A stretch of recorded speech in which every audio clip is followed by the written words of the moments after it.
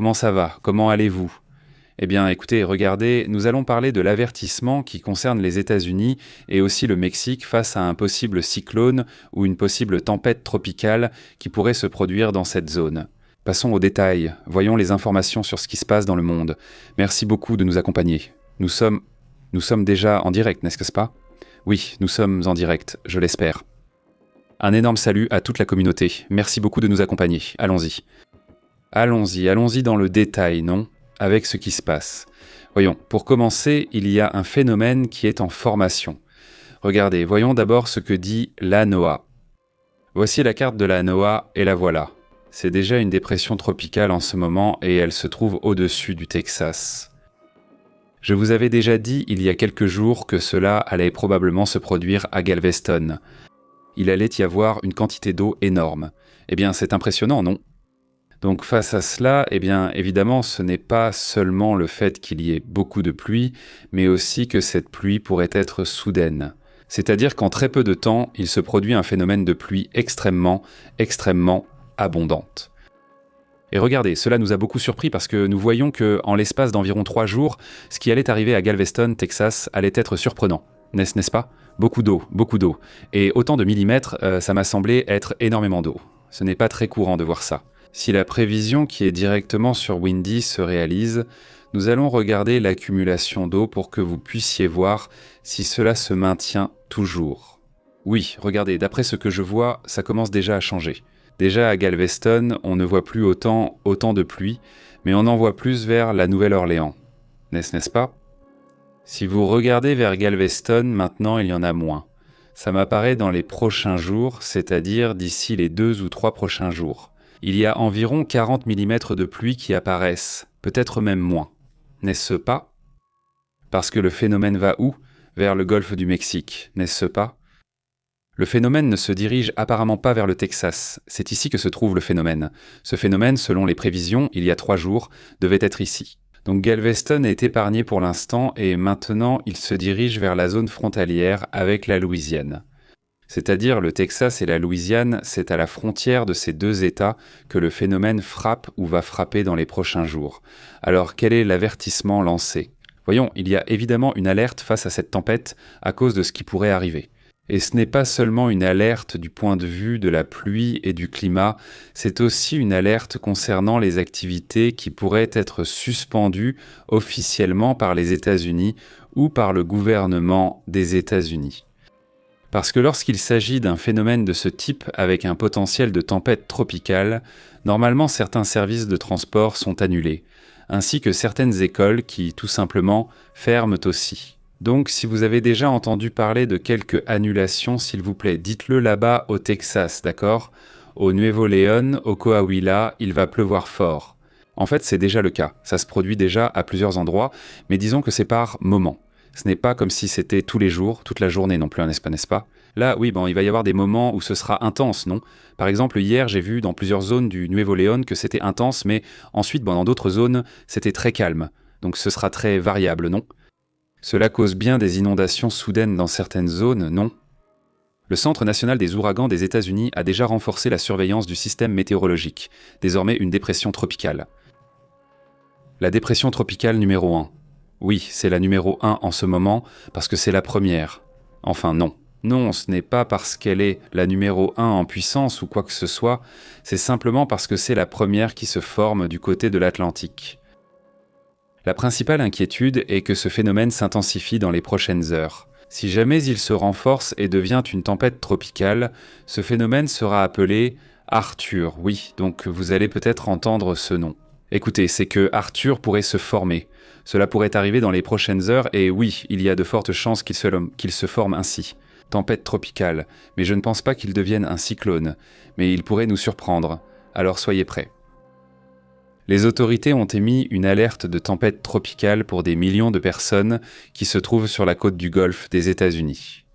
La surveillance s'étend de Sargent au Texas, connu pour sa vaste côte du Golfe, jusqu'à Morgan City, en Louisiane, célèbre pour ses marécages et, disons, ses inondations passées. Il y a des rivières, il y a donc une série de... Alors évidemment, ces zones sont des régions qui pourraient faire face à un phénomène. Même jusqu'au Mississippi, à l'Alabama, tous ces États, allant même presque jusqu'à la Géorgie. Non, nous allons voir. Je ne sais pas si ça arrive jusqu'à la Géorgie, donc ce serait vers le sud, c'est-à-dire ça va jusqu'à la Géorgie. Vers le sud, le phénomène atteindrait aussi un peu moins. Non, mais le phénomène s'étend, disons, à tous ces États. N'est-ce pas? Les météorologues avertissent que le plus grand risque ne serait pas les vents, mais les inondations soudaines, et c'est ça le problème, n'est-ce pas? Certaines zones pourraient recevoir jusqu'à 12 pouces en très peu de temps, d'autres entre 4 et 8 pouces, ce qui est déjà beaucoup. Les États qui sont sous alerte sont le Texas, la Louisiane, le Mississippi, l'Alabama et des secteurs du nord-ouest de la Floride. D'après les rapports, ce sont ces secteurs qui présentent le plus grand risque potentiel. Selon ce que dit AccuWeather, il avertit que des dizaines de millions d'habitants pourraient faire face à des situations à risque en raison d'inondations urbaines, de crues soudaines et de débordements de rivières, donc soyez attentifs à cela. Il existe également un risque de formation de tornades isolées dans plusieurs zones proches du Golfe à Houston, l'un des centres énergétiques les plus importants des États-Unis, qui apparaît comme une zone pouvant recevoir des précipitations plus intenses. Nouvelle-Orléans, qui est aussi une ville historique, aura aussi une probabilité de fortes pluies. Donc faites attention à cela, chers amis qui nous regardez dans le sud, l'est et le sud des États-Unis. Bien que les vents soient actuellement faibles, autour de 30 miles à l'heure, soit environ 50 km par heure. Le problème, comme je vous le dis, concerne surtout l'eau, ou la quantité de nuages, la quantité d'accumulation d'eau. C'est la partie la plus risquée, la plus problématique, pour ainsi dire. Donc, faites attention à ce sujet. Si le système touche terre près de la frontière entre le Texas et la Louisiane, comme il est indiqué ici parce que c'est ici qu'il va toucher terre, dans cette partie, c'est là que le plus gros problème pourrait survenir pour cette zone. Soyez attentifs à ce sujet. Salutations à MT d'ailleurs, à Eliseo, à Mercedes, comment vas-tu Mercedes? Salutations à Tijuana, Marcelo, Orellana, à toute la communauté qui nous regarde du côté du Texas, de Coahuila, de Nuevo León. Merci beaucoup de nous accompagner, n'est-ce pas?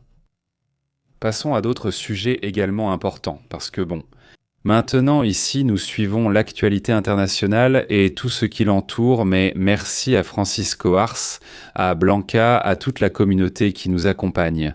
Merci beaucoup d'être ici avec nous.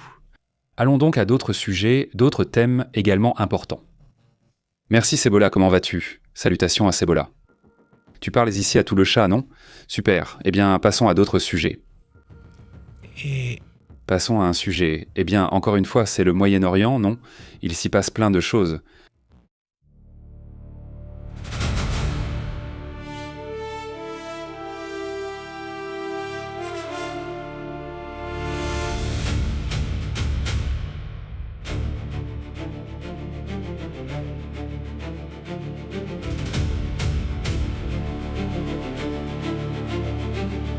Eh bien, il y avait un plan que Hamas voulait exécuter en Europe, une opération qui était planifiée.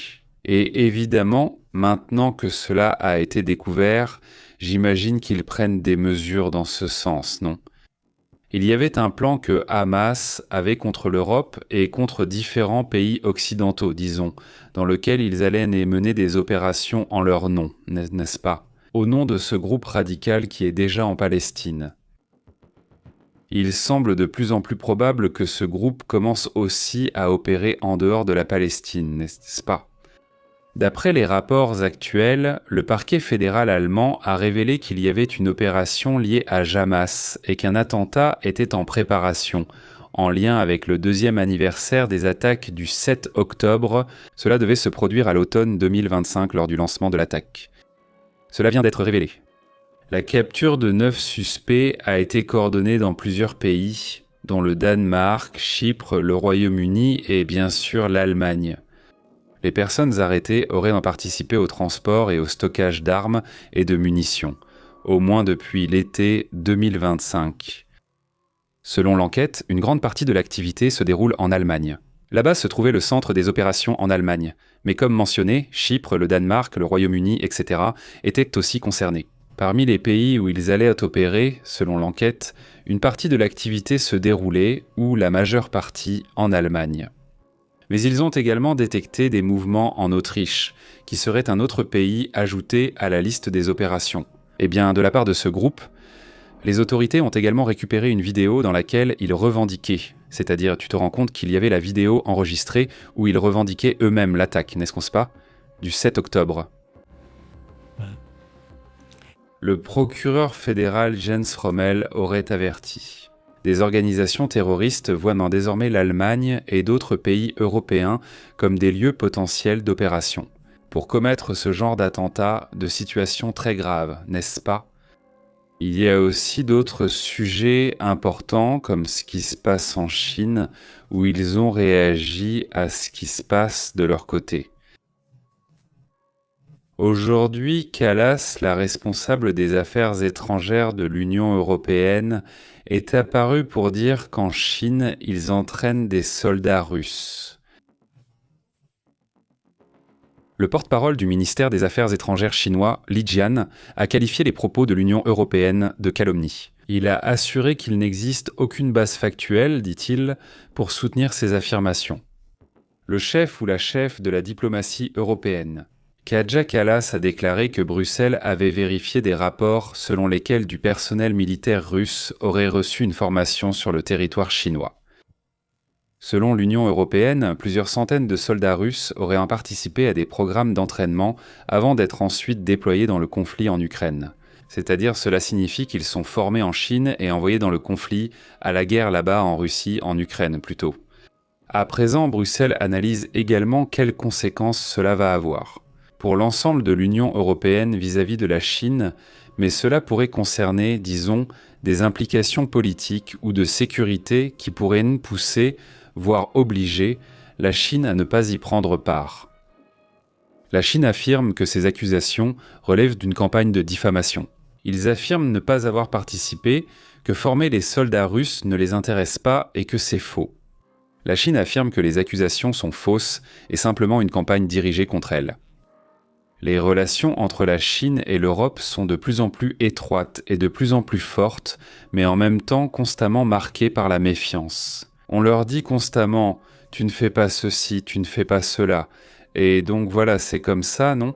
Ils sont dans ce style de tiraillement constant, constamment entre la Chine et l'Europe. Un autre sujet qui attire aussi mon attention en parlant de la Chine, c'est qu'ils subissent un coup d'arrêt brutal en ce moment. Pourquoi ? Parce qu'ils traversent une crise immobilière qui dure déjà depuis un certain temps, mais ils ont aussi une crise de la consommation, c'est-à-dire qu'on consomme peu. Et la Chine a enregistré le mois dernier, au mois de mai, une baisse annuelle de 0,6% des ventes au détail, c'est-à-dire des ventes normales, n'est-ce pas ? Celles qui sont faites aux gens. Donc il y a une consommation plus faible, non ? Selon les analystes, la perte de l'effet du programme d'incitation étatique qui encourageait l'achat d'appareils électroménagers et de biens de consommation en est la cause. Ce recul est particulièrement préoccupant car la consommation intérieure était l'un des grands paris de Pékin, et il semble que ce ne soit plus autant le cas. On ne cherchait pas vraiment à se concentrer là-dessus, à augmenter la consommation, à encourager la consommation. Il y avait, disons, des incitations gouvernementales, et maintenant il n'y en a plus. Malgré ce contexte, le taux officiel de chômage urbain a montré une légère amélioration, donc on avance. Ils n'ont pas de problème d'emploi, leur vrai problème c'est simplement qu'ils ne veulent pas dépenser. Point final, non, pas avec les conditions actuelles. Donc voilà, c'est comme ça. Passons à d'autres sujets.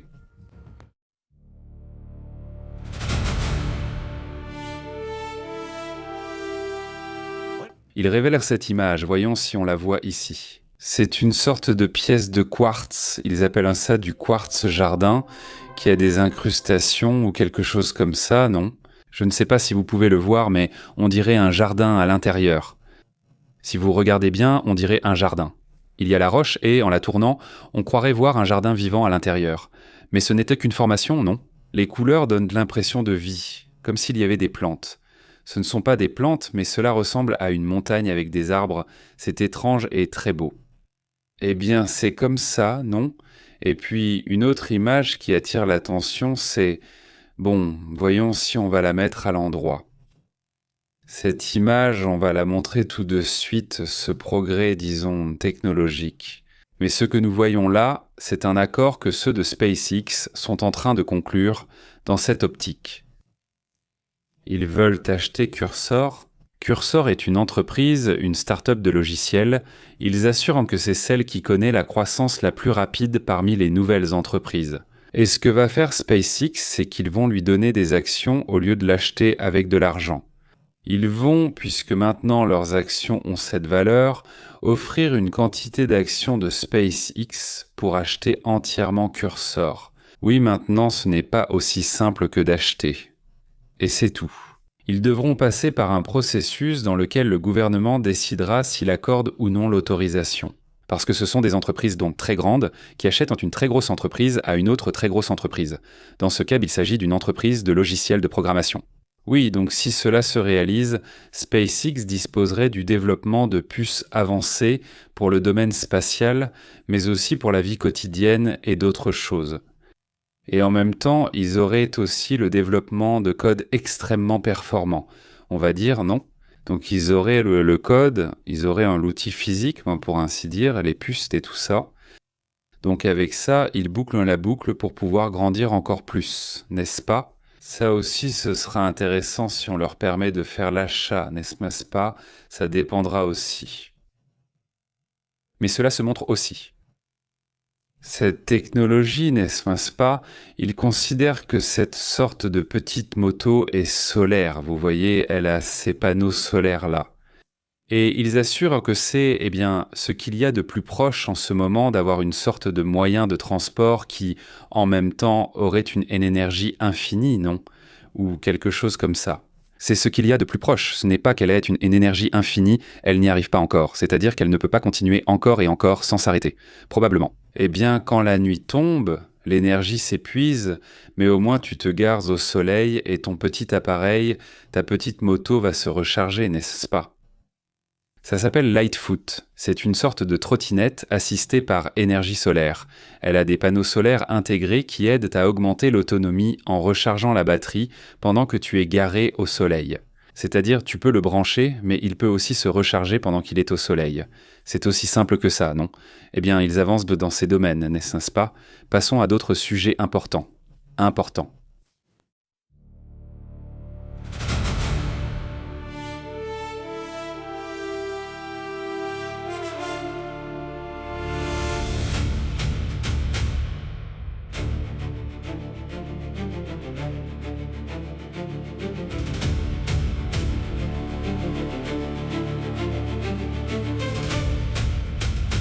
Écoutez, on montre cette image où la raffinerie de pétrole de Moscou, appelée Kapotonia, aurait été attaquée. C'est l'une des 10 principales raffineries de Russie. Selon les rapports, celle-ci fournit environ 40% des produits pétroliers pour la région métropolitaine de Moscou. La raffinerie de pétrole doit assurer une indépendance totale à la région métropolitaine de Moscou, y compris le carburant nécessaire pour les aéroports locaux. C'est celle-ci. Celle-ci aurait été attaquée aujourd'hui. Cela aussi, c'est aussi un élément important. L'Ukraine adopte de plus en plus cette stratégie d'attaque de drones contre ce type d'endroit. N'est-ce pas? Ici, on voit une autre image, des drones. Les voilà.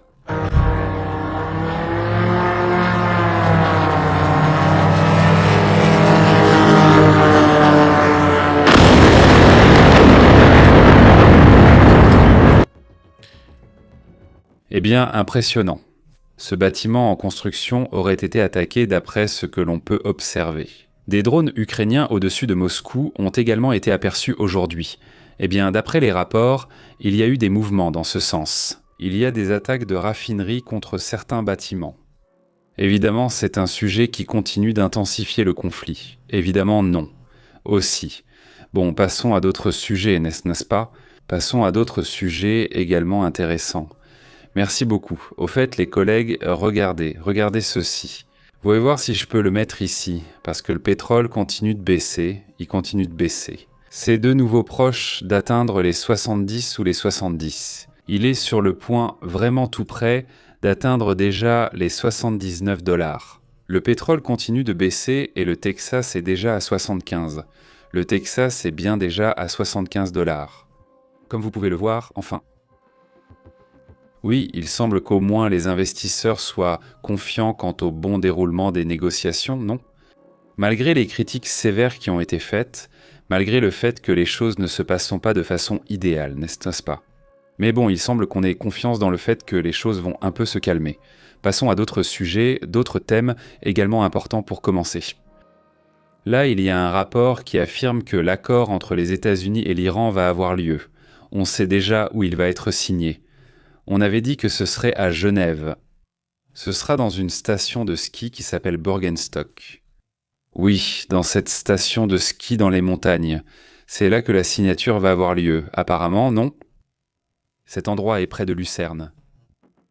C'est très difficile d'accès, donc c'est aussi très facile à surveiller, d'après ce qu'on dit. Et bien sûr, il y aura des médiateurs pakistanais. Il y aura aussi des Qataris. C'est-à-dire, il y aura évidemment le ministre des Affaires étrangères de la Suisse, évidemment les États-Unis et l'Iran. Non, nous ne savons pas encore si Israël sera présent, ce qui attire aussi l'attention, n'est-ce pas? Qu'on ne sache pas s'il va venir ou non, ou ce qui se passe sur ce dossier, n'est-ce pas? Un autre sujet qui attire aussi l'attention.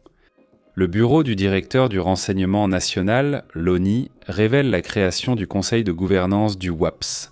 Il s'agit du sujet ufologique. Selon ce qui est rapporté, en réponse à une série de demandes adressées au bureau du directeur du renseignement national, l'ODNI, par l'ONI. Par ce biais, ils ont publié aujourd'hui, le 16 juin, la déclaration qu'ils présentent ci-dessous, confirmant la création d'un comité interinstitutionnel de gouvernance des WAPS au sein du département de la guerre et d'autres départements des États-Unis, c'est-à-dire essentiellement l'ARO, le Pentagone et d'autres départements dont ils ne précisent pas lesquels. Ils vont avoir comment ils appellent ça? Eh bien, c'est comme un décret, disent-ils, non? Une sorte de bureau, non? Qu'ils vont, en théorie, avoir des réunions régulièrement. La première réunion a eu lieu hier, le 15 juin, au cours de laquelle leurs missions sont les suivantes. Garantir le soutien le plus efficace à l'ARO. Assister à la coordination, en temps voulu, de la déclassification des informations sur les WAPS. La déclaration affirme que ce comité serait soutenu par plusieurs groupes de conseillers ayant de l'expérience en dehors du gouvernement des États-Unis et qu'il chercherait également à obtenir les conseils du professeur Avi Aviloé, entre autres. Autrement dit, ils veulent que plusieurs experts, y compris des scientifiques, conseillent ce comité d'experts pour enquêter sur le sujet ufologique et ainsi pouvoir déterminer comment fonctionne ce phénomène.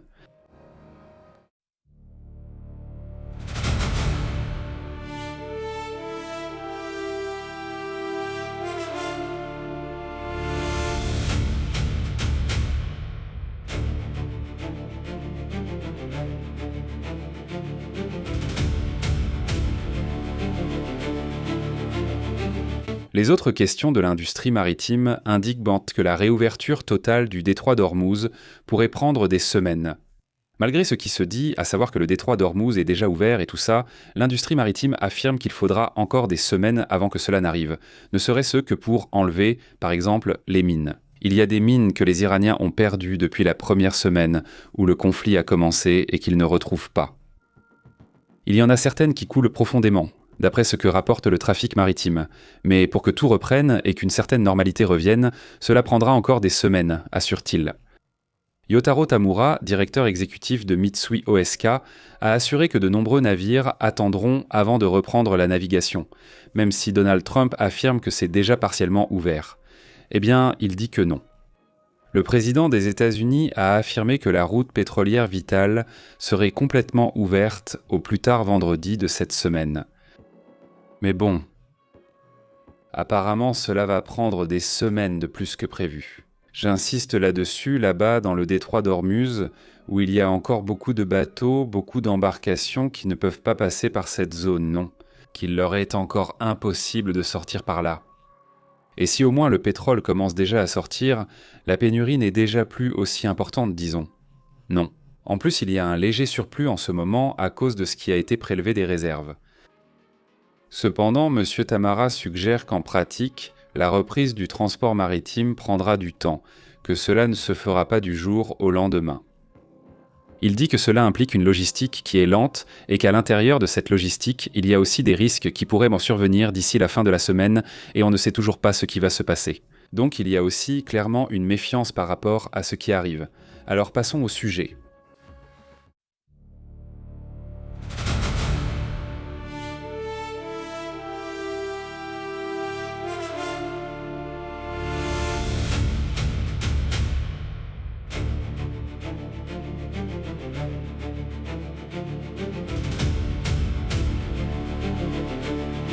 En ce moment, la Pologne prépare une série de mesures pour accueillir une base permanente, une base militaire permanente en ce moment. Disons que tout cet ensemble de mesures sont déjà en train d'être mises en œuvre par la Pologne. Donald Tusk a confirmé aujourd'hui que son gouvernement travaille sur un projet de résolution visant à adopter les mesures qui permettront d'établir une base militaire américaine permanente dans ce pays. Donc, restez également attentifs à cela. Avec ce sujet qui sera sûrement très intéressant et pour lequel ils sont en train de créer des conditions. Fondamentalement pour cela, pas pour être durable. Une base permanente des États-Unis en Pologne. Et ne pas rester, disons, comme ils l'ont fait lors de la Première et de la Seconde Guerre mondiale. Au fil de la guerre, n'est-ce pas? Si le pas va être franchi, non. Eh bien, qu'ils fassent attention à ce que ça ne passe pas par là. Oui, d'accord, oui, exactement. Selon eux, il faut créer les conditions logistiques, financières, organisationnelles et d'hébergement pour accueillir des milliers de soldats américains susceptibles d'opérer et de s'entraîner en Pologne. Si nous voulons vraiment une base permanente, nous devons commencer à préparer la Pologne pour cela. Il dit, c'est-à-dire qu'ils sont encore en cours, non, ce n'est pas terminé, rien n'est fait, ni achevé. Si c'est ainsi, n'est-ce pas? Celui-ci, oui. Alors celui-ci dit qu'au début du mois de juin, le gouvernement polonais aurait confirmé avoir officiellement présenté aux États-Unis la proposition d'établir une nouvelle base militaire permanente dans ce pays. Eh bien voilà, c'est comme ça, c'est la situation. Il y a déjà des militaires américains là-bas en Pologne, mais ils seraient désormais présents de façon permanente. Dans le cas où cela serait approuvé et que toute la base serait prête, comme en Allemagne, où cette base fonctionne encore depuis des décennies. Non. C'est une base, en ce moment, ils ne l'ont pas supprimée, mais ils ont effectivement réduit le personnel de cette base américaine. Donc, il y a aussi la base de Ramstein qui n'est pas célèbre. Passons donc aux commentaires. Comment...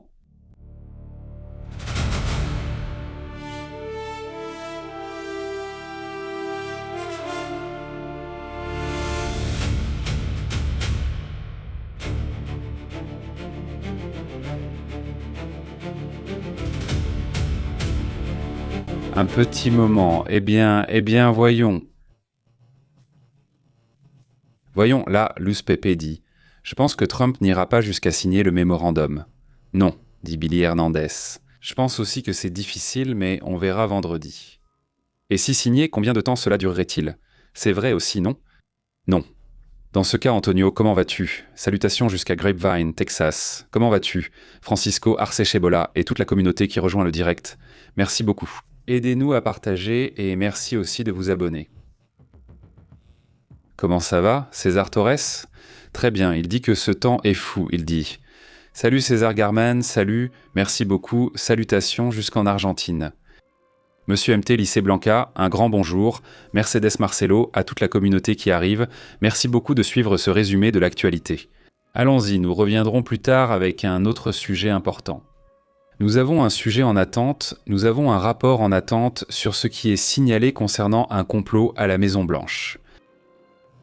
Je pense qu'il ne pourra pas sortir tout de suite, nous en parlerons un peu plus tard, avec tous les détails, bien sûr.